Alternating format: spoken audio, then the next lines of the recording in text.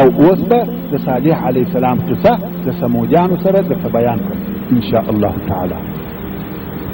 هود علیه السلام وفات وختونه دي تیریږي څو بل وار بیا خلقو و کفر ته رجوع وکړي چې دا هغه د ابلیس علیه اللعنه وسوسه ده چې بشر نه پرېږدي او د بل وار دپاره بیا کفر نشر شي او دا وار بیا د الله عز وجل د طرفه یو بل مکرم نبی د بشر د اصلاح دپاره راولېږل سو چې هغه صالح علیه السلام. صالح علیه السلام عربي نبی دی او د ثمود د لمسیانو څخه دی. د صالح علیه السلام شجره په دې ډول ده: صالح ابن عبید ابن اسد ابن ماشخ ابن عبید ابن حاذر ابن ثمود ابن عاد ابن ارم ابن سام ابن نوح علیه السلام. نو صالح علیه السلام د ثمود د اولادې څخه دی او ثمود د عاد د اولادې څخه دی. په همدغه سبب و ثمودیانو ته دوهم عادیان هم ویل کېږي.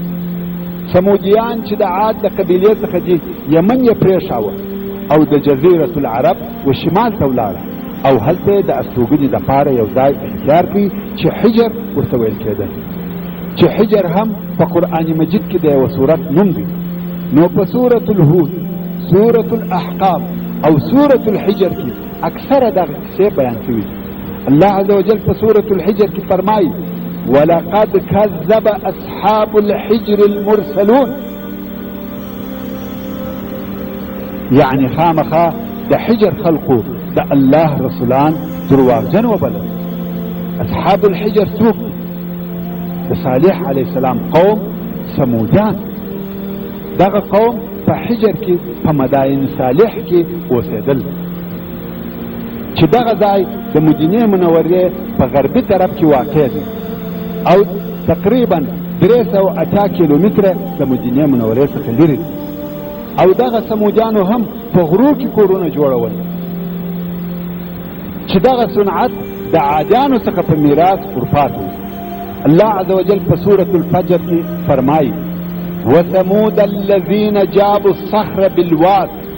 یعنی هغه ثمودیان چې صخور غټې ډبرې پرې کولې، قطعه کولې، ماتې کړې.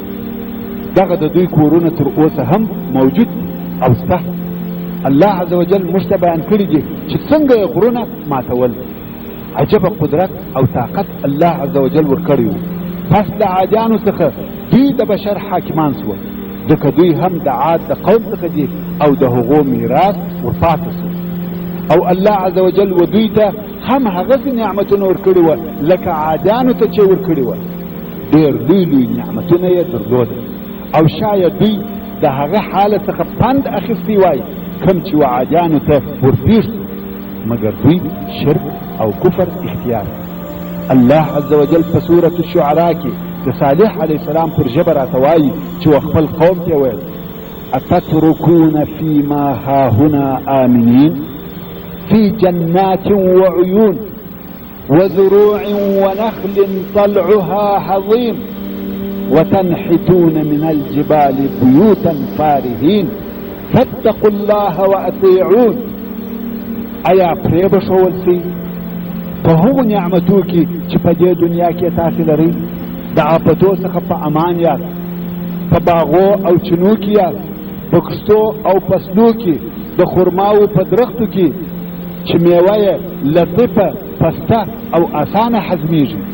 او تاسو په غرو کې کورونه جوړوئ او په دغه کار کې استادان او ماهران یاست. د الله عز وجل څخه وبېرېږئ او زما اطاعت وکړئ. د دوی دغه حال عینا هغه د عادیانو ژوند و. اواره مځکه، په هغه کې کورونه او په غرو کې قصرونه، باغونه، چینې. الله عز وجل نعمتونه ورکړي وه او وخت یې ورکړي چې دوی به د عادیانو د عذاب څخه عبرت واخلي، مګر دوی پند نه واخیست او د الله عز وجل د وحدانیت څخه انکار کاوه او د بتانو عبادت یې کاوه. نو الله عز وجل په دوی کې د دوی د قوم سړی چې صالح علیه السلام په نبوت غوره کړ. صالح علیه السلام تر بعثت او نبوت د مخه حکیم، دانا، فهمیده او عالم سړی و او د قوم چې به هره مشوره درلوده ده ته به رجوع کول. صالح علیه السلام د معزز او محترم کورنۍ څخه و، په خپل قوم کې د عزت او اعتبار خاوند و، او قوم هم پوهېدی چې صالح علیه السلام په موږ کې د شان او شوکت خاوند دی. مګر کم وخت چې دوی و توحید او ایمان ته راوبلل چې یوازې د یوه الله لا اله الا هو عبادت کوي، دوی نه ومنل او انکار یې وکړ او ویل یا صالح ته د مخه په موږ کې د مقام او درجې خاوند وې.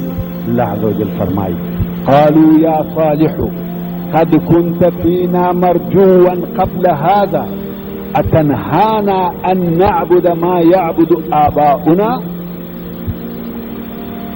سمودیان ویل ای صالحه موږ تر دې د مخه و تا ته امید درلودو، یعنی دغه د نبوت تر دعوا د مخه موږ تا ته د عزت اعتبار او پوهی په سترګه کتل.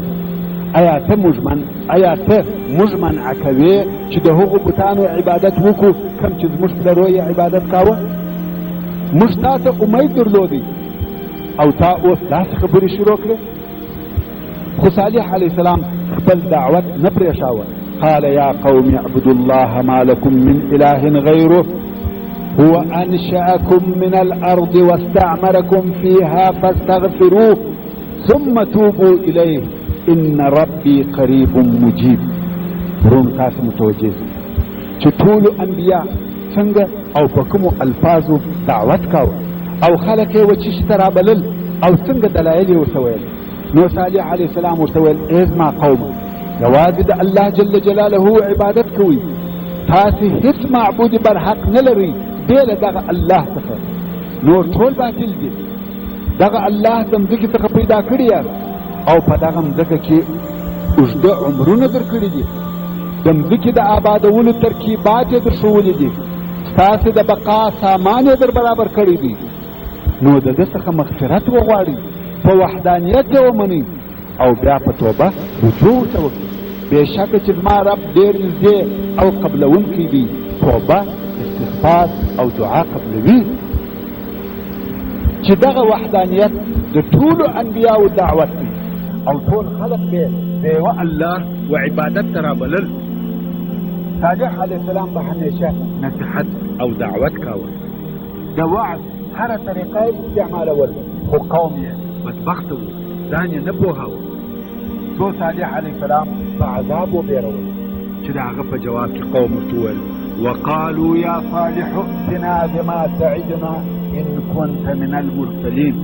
ویل ای صالحه که ته د رسولانو څخه یې رښتیا وایې، هغه عذاب چې ته موږ په بیروې او وعده یې کوې هغه راول، ولې یې ځنډوې؟ خو صالح علیه السلام په جواب کې ورته وویل قال یا قوم لم تستعجلون بالسيئة قبل الحسنة لولا تستغفرون الله لعلكم ترحمون. صالح علیه السلام وویل ای زما قومه ولې پر بدۍ تلوار کوئ چې عذاب دی هغه غواړئ، د مخه تر نیکۍ چې توبه ده، یعنی ولې عذاب غواړئ، توبه ولې نه کاږئ؟ که تاسې د الله عز وجل څخه د مغفرت غوښتنه وکړئ او توبه وکاږئ، الله عز وجل به هم رحم در باندې وکړي. صالح علیه السلام وعظ نصیحت ورته کاوه لکه هود علیه السلام چې وعالیانو ته نصیحت کاوه، مګر دوی د عادیانو پر قسم انکار کاوه او بیا یې ویل چې په موږ ټولو کې یوازې وده ته رسالت راغی، دی اختیار کړسو. القي الذکر علیه من بیننا بل هو کذاب اشر. آیا زموږ د ټولو په مابین کې پر ده وحي نازلې شوي دي؟ دا وحي نه دي بلکې دی درواغجن متکبر دی. او بیا یې صالح علیه السلام ته ویل په تا سحر شوی دی. قالوا انما انت من المسحرین. او بیا دا قوم وهغه مؤمنانو ته راغله چې پر صالح علیه السلام ایمان راوړی و او ویل تاسې د صالح سره مؤمنان سواست، د ده خبرې منئ؟ هو ویل هو. کفار ویل پر هر شي چې تاسې ایمان راوړی دی موږ هغه نه منو. قالوا انا بالذي آمنتم به انا کافرون. صالح علیه السلام بیا هم دعوتول څو خبره دې ځای ته ورسېده چې قوم به شړي، خپلو مجلسو کې نه پرېښاوه او ویل ته او ستا ملګري موږ پر بدپالۍ نیولي یاست، موږ ته مه راځئ. قالوا طیرنا بک وبمن معک، ویل نه غواړو چې ودې وینو، ته پر موږ نحس یې. د کومه وخته چې ته دغه دعوت کوې چې موږ دې ووینو، پر موږ آفات او مصایب راسي، موږ ته مه راځه، راڅخه لرې شه. صالح علیه السلام ورته وویل قال طائركم عند الله بل انتم قوم تفتنون. صالح علیه السلام وویل ستاسې بدفالي د الله په نیز ده چې د دغه کفر په بدل کې درکوي، بلکې تاسې امتحانېږئ، کله راحت کله زحمت در باندې راځي، چې تاسې توبه وکاږئ، چې تاسې توبه کاږئ که یا. خبره و دښمنۍ او داسې ځای ته ورسېده چې د صالح علیه السلام سره ناسته بدبختي بلل، نه ورسره کښېنستل.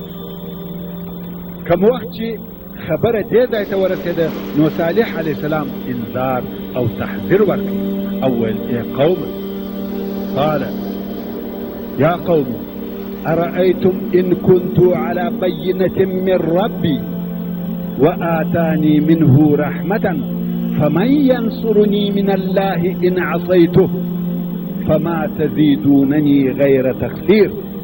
والإذ ما قوم تاسې ما ته وویل که زه د خپل رب د طرفه پر حق وم او ما ته د خپل طرفه رحمت نبوت راکړی وي، نو که چیرې زه د خپل رب نافرماني وکړم، څوک به مې د الله عز وجل د عذاب خلاص کړي.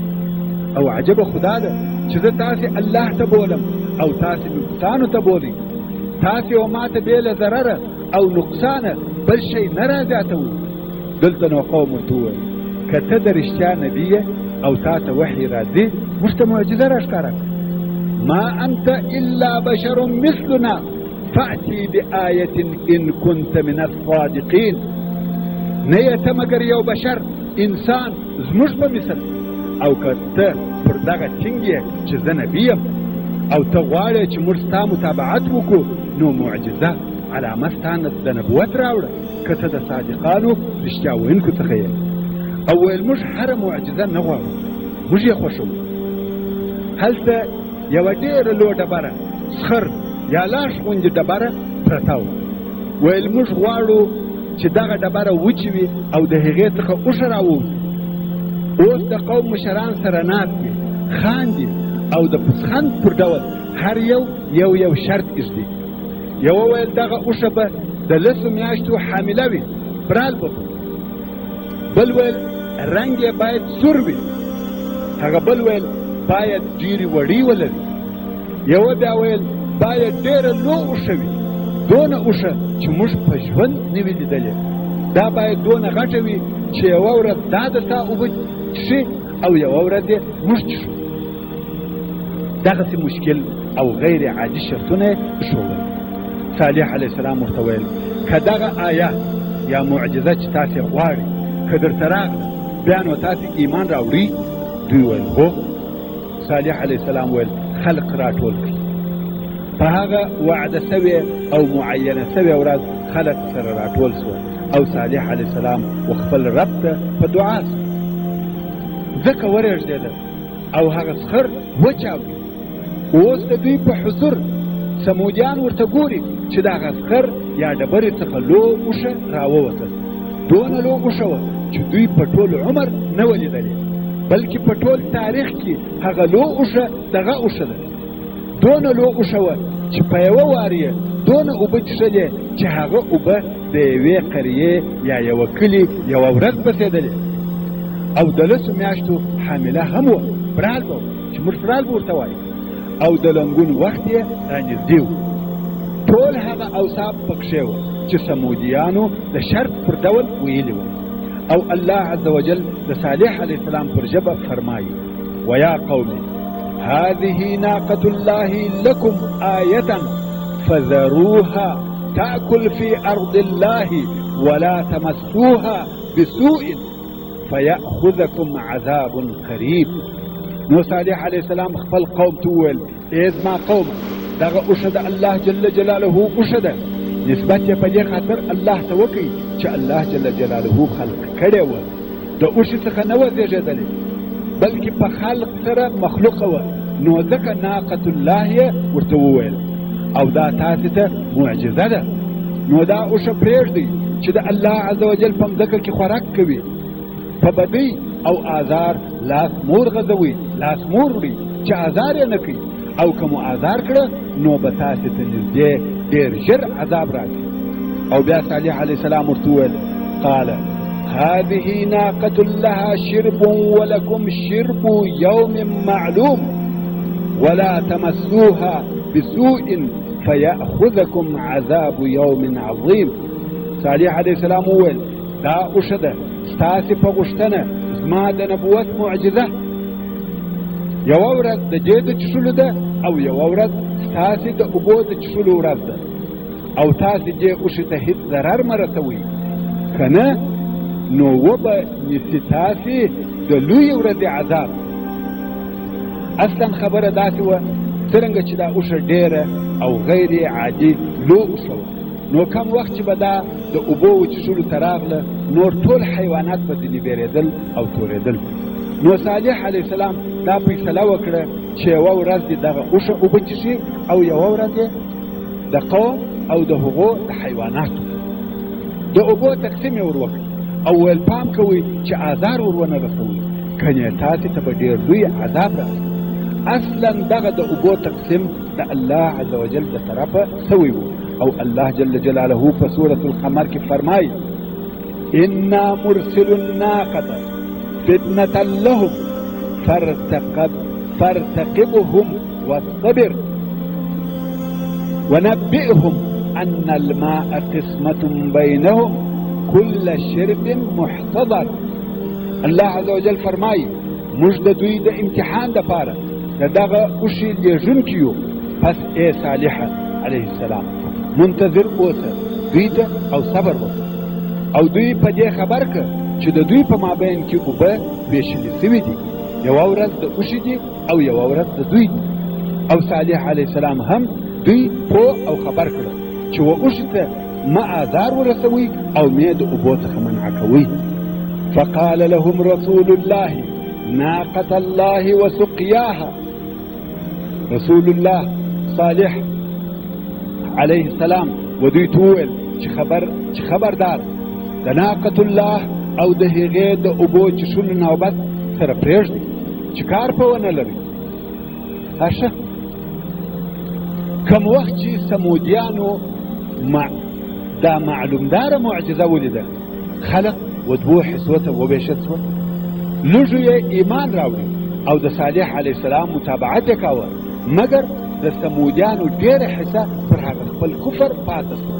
پس له هغه څخه چې په خپلو سترګو یې د خپلو شرطو سره برابره معجزه ولیده بیا هم پر خپل کفر او انکار پاته شو. سبحان الله، دوی دغه معجزه شرط کښېښول او هغه د دوی پر شرطو او تعریف موافقه معجزه هغه چې دوی غوښته پېښه شوه، مګر بیا هم پر خپل کفر ټینګ وه. الله عز وجل په سورة الحجر کې فرمایي وآتیناهم آیاتنا فکانوا عنها معرضین، یعنی موږ دغه سمودیانو ته د خپل قدرت دلایل ورکړه، ورښکاره مو کړه او دوی د هغو څخه مخ ګرځونکي وه، یې منل. او فرمایي وآتینا ثمود الناقة مبصره، ښکاره معجزه په سترګو لیدل کېده، هیڅ شک نه و پکښې، دا نه سحر و نه جادو، بلکې دا اوښه د دوی سره وه، دا هلته ګرځېده، یوه ورځ اوښې اوبه څښلې، یوه ورځ دوی اوبه څښلې، د دوی په حضور لنګه سوه، جونګی یې ګرځېدی، جونګی یې هم عینا د دې په شکل و، هر چیرې چې به دا اوښه تله هغه به په پسې و. سمودیانو دغه اوښه لوشل او دونه ډېرې شیدې یې کولې چې د ټوله کلي او قریې بسېدلې. کم وخت چې به اوښې اوبه څښلې دوی به لوشل. د سحر هیڅ امکانات نه وه، ښکاره او واضحه معجزه وه. سحر د یو څو لحظو دپاره وي او بیا پای ته رسېږي، او اوښه ډېره موده دا دلته د دوی سره واوسېده. سمودیان ټوله د دغه معجزې څخه په تعجب کې وه، مګر ډېر لږو نفرو یې ایمان راوړ. اوس نو اوښه دا دلته د دوی سره اوسېږي. یوه ورځ سمودیان د تا اوبه استعمالوي او حتی د سبا ورځې د ضرورت اوبه به هم نن ورسره اخیستې او دوهمه ورځ به اوښه د خپل جونګي سره راغله ټوله ورځ به اوبه څښلې او دوی به لوشل دونه شیدې کولې چې د دوی ټولو بسېدې دا یو امتحان و دوی باید ایمان راوړی وای خو بدبختانه د ایمان په عوض یې په چم او خیانت شروع وکړه یوه ورځ د قوم مشران سره یو ځای شوه مشوره کوي ویل بیریږو چې خلک به موږ او زموږ دین پرېږدي او د صالح علیه السلام متابعت به وکړي دا یو او دغه اوښې هم تکلیف راکړی دی پوره یوه ورځ موږ اوبو ته نه ورځو او د دې انتظار کوو چې دا یې څښي او بل دا اوښه دونه لو او غټه ده چې دا روانه وي زموږ پسونه او اوښان ځینې تورېږي ځغلي موږ ته یې ډېر تکلیف راکړی دی راځئ چې ځانونه ځینې خلاص کړو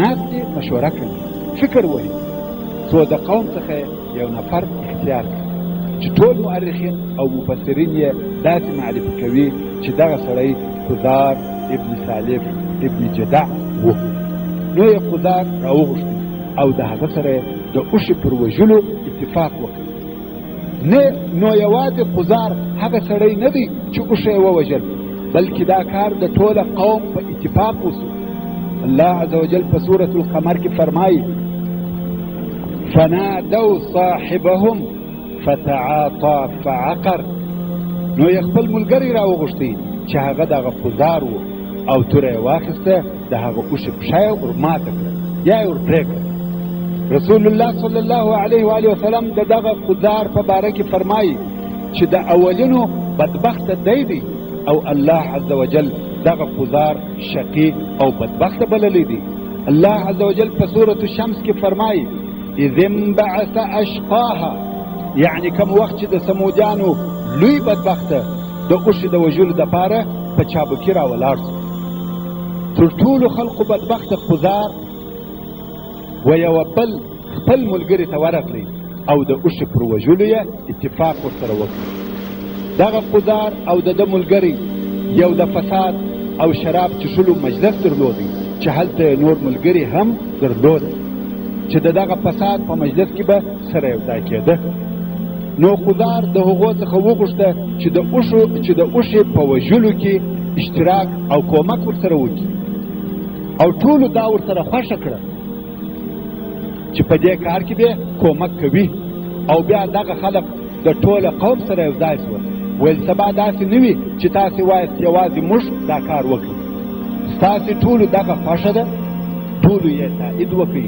ویل هو اوښه مړه کړي الله عز وجل په سورة النمل کې فرمایي وكان في المدينة 9 رهط يفسدون في الأرض ولا يصلحون یعنی هلته د سمودیانو په ښار کې نه نفره وه ډېر شریر چې په مځکه کې بیا فساد کاوه هېڅ د خیر او اصلاح کار یې نه کاوه نه نفره په آخره درجه کې مفسدین فاجران هېڅ خیر او ښه خوی یې نه درلود همیشه یې فسق او فجور کاوه او بیا په هغه حدیث شریف کې چې امام بخاري امام مسلم او نور یې روایتوي رسول صلی الله علیه و آله وسلم د اذ انبعث اشقاها په باره کې فرمایي یو سړی ورته راووتی چې قوي شریف مؤذي د عذب خاوند او په دوی کې د یو مشهورې کورنۍ څخه او ټولو دا وعده ورسره وکړه که چا غوښتل چې تا ته آزار در ورسوي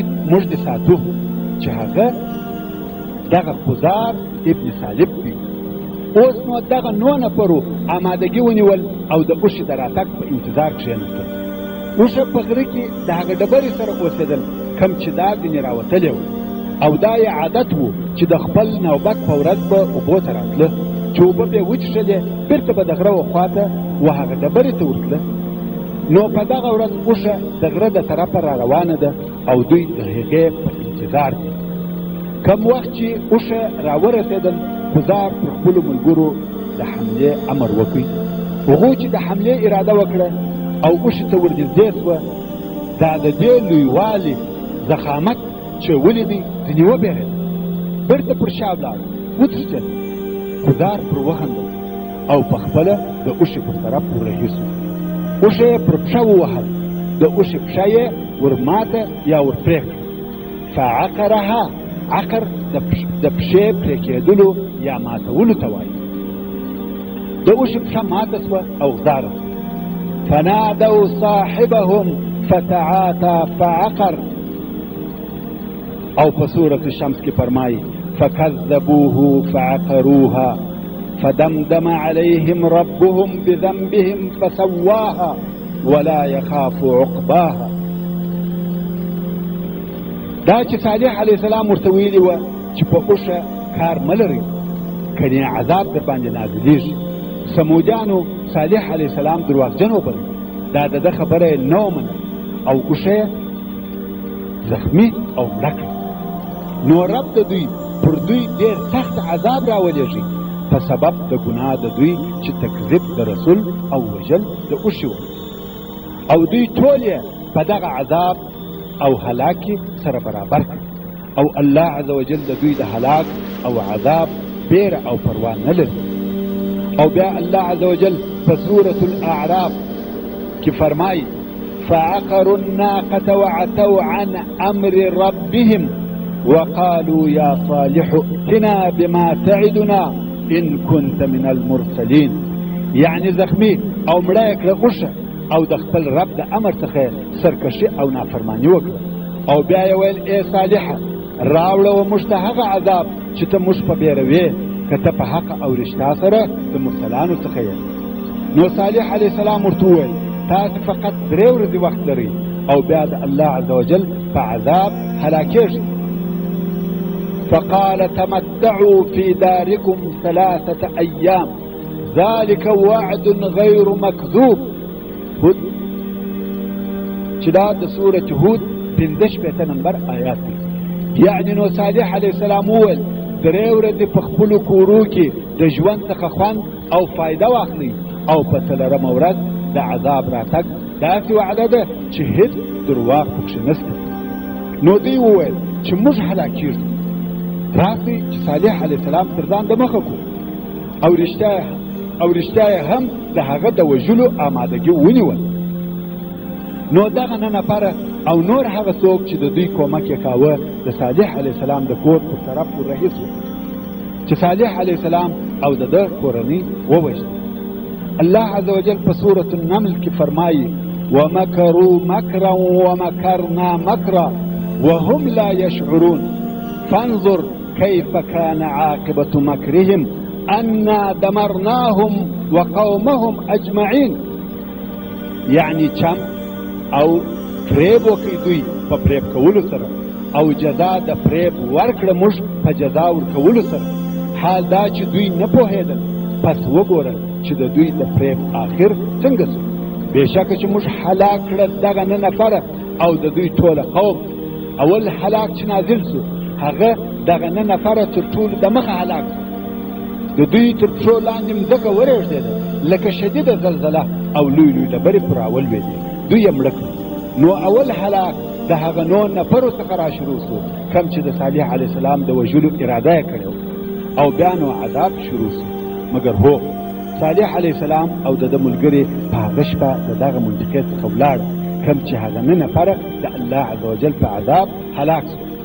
د حجر د منطقې څخه ووت خلق په ډېر تشویشناک حالت کې سول. صالح علیه السلام ورته ویلي وه چې 3 ورځې وروسته هلاک او عذاب در باندې نازلېږي. نو د انذار په اوله ورځ چې سمودیان راووته د ټولو مخان ژړ وه، ټولو ژړل ځکه د هلاک اوله علامه ښکاره سوه. د انذار په 2مه ورځ د ټولو مخان سره وه او په 3مه ورځ چې سهار راپورته سوه د ټوله قوم مخان تور وه.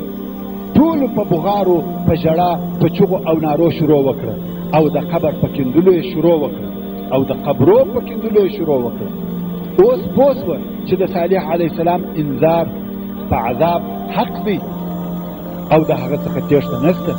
او بیا نو عذاب پر راغلی، خو دا عذاب یو عذاب نو لکه عادیانو ته چې پېښ شو.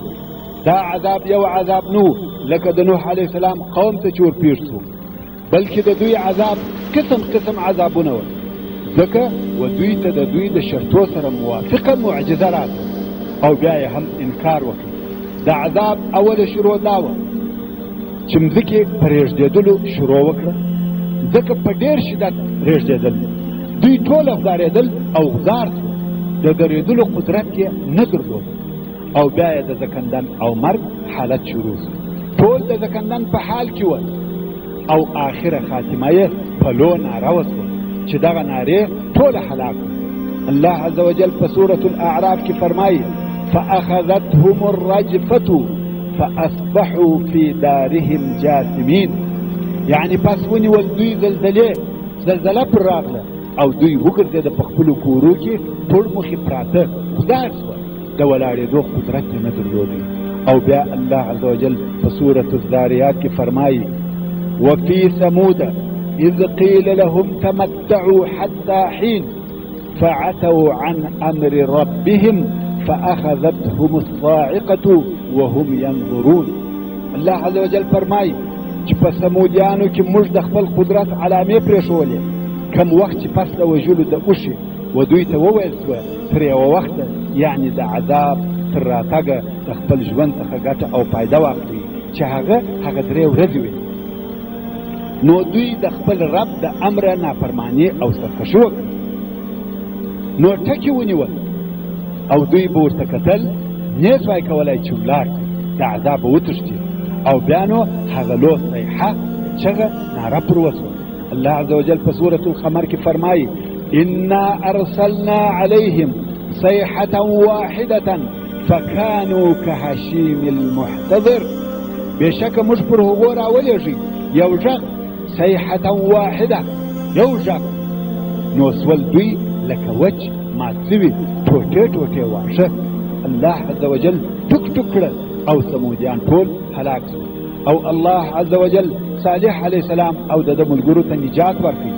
الله عز وجل په سورة هود کې فرمایي فلما جاء امرنا نجينا صالحا والذين آمنوا معه برحمة منا، کم وخت چې په عذاب سره زموږ امر راغی نو صالح علیه السلام او هغه کسان چې د سره ایمان راوړي وو زموږ په رحمت او فضل سره مو نجات ورکړي.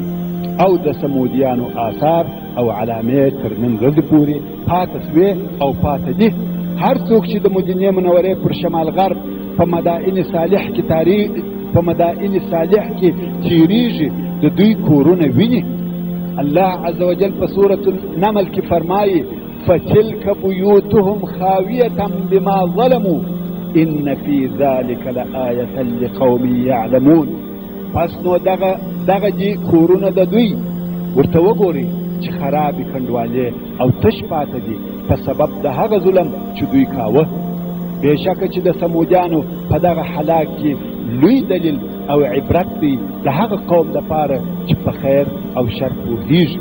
ورونو دپاره د دې چې څوک په دغه قصه کې شک او تردد ونه کړي، الله عز وجل د دوی کورونه او ځایونه تر نن ورځې پورې پرې ایښي دي چې خلق یې وویني او صالح علیه السلام د دغه ځای څخه هجرت وکړي. الله عز وجل په سورة الاعراف کې فرمایي فتولى عنهم وقال يا قوم لقد أبلغتكم رسالة ربي ونصحت لكم ولكن لا تحبون الناصحين. يعني صالح عليه السلام د دوی څخه د تعصب او افسوس په حالت کې ولاړی او ویې ویل ای زما قوم ما د خپل رب رسالت در ورساوه او نصیحت مې درته وکړي مګر تاسې نصیحت کوونکي نه خوښوئ. صالح علیه السلام او د ده ملګرو د فلسطین مبارکې مځکې ته هجرت وکړي او هلته یې د رمله په ښار کې سکونت اختیار کړي او بیا یې هلته د فاني دنیا څخه رحلت وکړي او وفات شو. رسول الله صلی الله علیه و آله وسلم چې د تبوک و غزا ته تلي پر مدائن صالح ورغلي، ځینې صحابه کرام لاړه او د مدائن صالح د ځینې ساحانو څخه اوبه راوړې او د هغه ځای څخه یو څه لوښي ورسره راواخیستل. رسول صلی الله علیه و آله وسلم چې خبر سو امر یې وکړي چې لوښي مات کړي او اوبه چپه کړي او هغه خوراک چې دغه د دوی د اوبو څخه جوړ شوی دی هغه دې وغورځول. او په هغه حدیث شریف کې چې امام بخاري او امام مسلم روایتوي رسول صلی الله علیه و آله وسلم فرمایي د دغه عذاب ورکړه سوو و کورو ته مور داخلیږي، مګر په داسې حال کې چې تاسې به ژاړئ.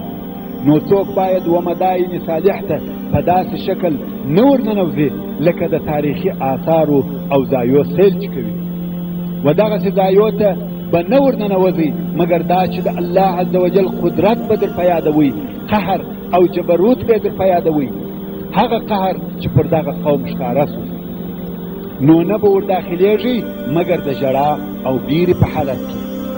او په یو بل روایت کې راغلی دي که ژړا نه درتله په زوره ځان ژړوه او یا اقلا د ژړا کم کوه د پاره د دې چې په ظالم قوم کې حساب نسي.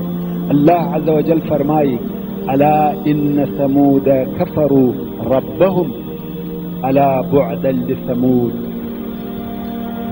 یعنی خبر اوسئ چې سمودیان پر رب خپل کافران سوي وه، او خبر اوسئ چې سمودیانو لره دې د رحمت څخه لرېوالی وي. او په دغه ډول د سمودیانو قصه د صالح علیه السلام سره پای ته ورسېده. صالح علیه السلام په قرآن مجید کې 26 باره ذکر شوی دی چې دا د مسلمانانو دپاره وعظ، پند او نصیحت دی.